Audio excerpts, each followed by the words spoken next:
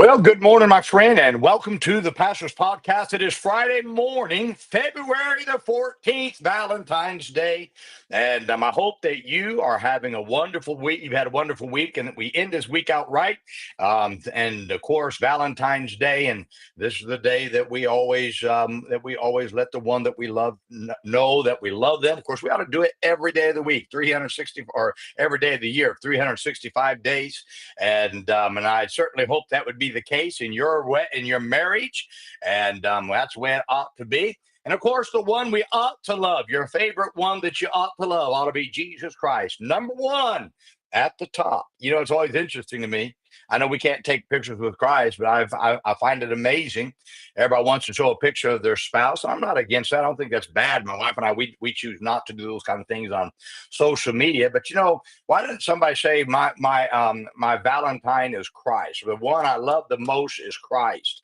And boy, Christians ought to get back to believing that Christ ought to be number one in their lives. And then, of course, your spouse falls right underneath that. If you love Christ, your spouse will be right underneath that. And I'd encourage us, let's fall in love with God again, as we ought to. He loves us no matter what we do. We ought to be in love with him. Well, today, let's talk about doing valiantly.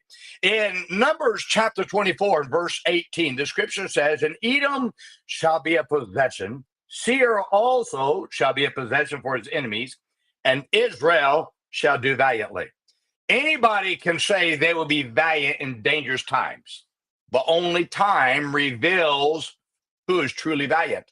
God said, Israel shall do valiantly. The word valiantly means courageously. We certainly live in times when we need believers who are courageous to stand for truth. When truth is under attack, we often ask, who will stand when we should rise and stand ourselves? It ought not to be who will stand. It ought to be I'll rise and stand. That's what it ought to be. Heroes for truth are not trained, but are revealed when they stand while others are running, compromising, hiding, or criticizing the one who's standing. Now, there's four things I want you to notice about this phrase of doing valiantly. First, you can't be valiant without doing. So nobody has ever been valiant who was sitting at home. You always find, and it's always interesting to me, it's not those who sit at home that stand for truth. It's those who are doing something for God who stand for truth. Only those who are involved are those who are valiant. We talk about the need for people to be valiant, but you can't be valiant while doing nothing. Listen to me. Those who are valiant in history were not at home when they became valiant. Instead, they faced a situation while doing something that demanded courage. And then they stood when others would not stand. That's what made them valiant. You see, one of the great reasons we don't have too many valiant believers today is because too many are out in the field playing when they should be doing something for God. We can complain about the need for people to be valiant, but what we ought to do is just get busy serving God.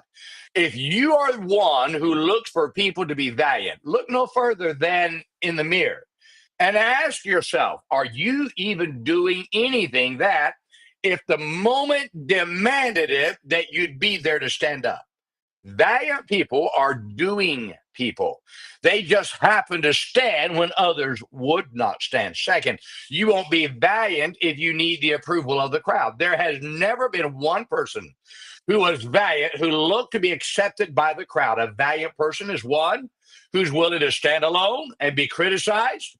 But history shows the valiancy they had and the courage to stand and fight alone instead of being accepted by the crowd. Third, valiant people have never run when they faced failure. Valiant people have faced failure, but they did not run home or go back to the world when failure came. Instead, valiant people got up and face what caused failure and turn the failure into success. Now, if the fear of failure keeps you from standing, you can be assured that you will never be valiant. If failure itself is keeping you down, you'll never be valiant as long as you surrender to failure. My friend, you've got to get up. You got to say, okay, failure came. Valiant people get up after failure because that's not the end of their story. Fourth, only the moment of need reveals who is valiant. Now, when you look at heroes in history, we see their valiancy because they stood at the moment in the time that needed someone to stand. David stood to Goliath when nobody else would stand. Daniel stood against the law and faced the lion's den when others would not pray. The three Hebrew children stood when others around them bowed to the golden image. Stephen stood for truth while stones were being cast at him. The scriptures are filled with people who were valiant. There was Gideon, Samuel, Saul, Noah, Phinehas, and many others who were valiant. And their stand changed the narrative of the time. I think of George Washington, the first president of the United States of America. George Washington, many people don't understand. He was in the minority when he stood against England. 1/3 of America wanted to stay under England. Another third of America didn't want to get involved. But George Washington knew the value of America not being under England, being its own nation, being one nation under God, Jehovah God, and he fought for it. Him and a few men that fought for it, in a ragtag army. This wasn't even a professional army. He just had a militia of men who ragtag. And even one of the battles that they fought, they walked through the cold of winter. These men, all they did for shoes, many of them just had rags around their feet, and they were saying on one of the battles that he walked over frozen tundra and frozen rivers, and you can follow the trail of blood from the bottom of these men's feet as they went and fought this battle and won. Get this now, and we say, "Oh, what a valiant man!" Yeah, because he was willing to stand for truth, and nobody else was standing. Even those in the American army, turned against him. Get this now. You'll always find valiant people are rarely in the majority. Rarely. They become a part of the majority because everybody wants to follow them, but they're rarely in the majority. They're often maligned, they're often attacked, they're often misunderstood, and people don't like them. Most people feel like they're a problem with society. But I'm going to tell you right now, there's a lot of men of God who are not valiant. They're not bad men, but they're not valiant. Because all they want to do is be accepted by everybody. Now, I'm not saying that we ought to go out and pick fights and we ought to cause division for no reason at all. But when truth is under attack, somebody ought to stand. The guy who takes the stand for truth, that's the guy you ought to be putting your hands behind, patting his back, say, that's who I stand with. But too many people are on the other side of the creek. Well, I think he just doesn't need to give his opinion. Let me tell you something. Somebody's got to stand for truth.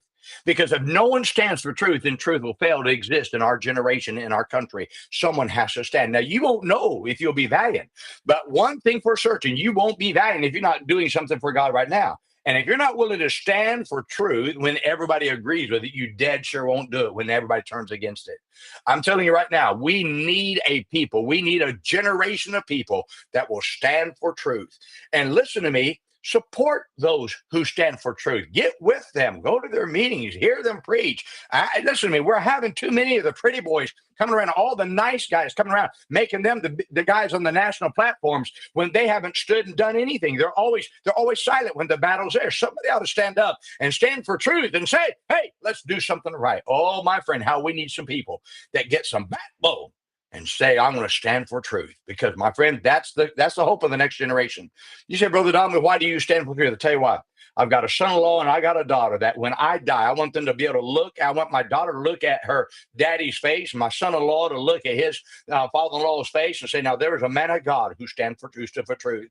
If I die before my wife, I want my wife to be able to put my body in the grave. I want her to be able to look at her husband and say, that man stood for truth. When people stood against us, stood for truth. Oh, how we need people. Not friends.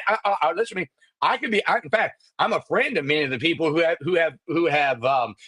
gone after me. Does that mean that I hate them? No, I just happen to stand for truth. They happen to be on the other side. But listen to me, they're still my friend. Now, they may not consider me theirs, but they can't stop me from loving them, being friendly with them, and praying for them and helping them. And when I find out that they're going through a time of need, I'll call them up. Is there anything we can do? Why? Because listen, my friend, it's about truth. It's about truth. It's not about me, and it's not about who I am. It is about the word of God. And we've got to get back to making truth that thing that we stand for. And if you'll just stand for truth, my friend, when others turn, if you make truth that thing you stand on, you'll find yourself valiant because you'll be standing fighting for it while others are against you. Don't ask for the battle. Don't look for the battle. But when it comes, don't run from it and stand up.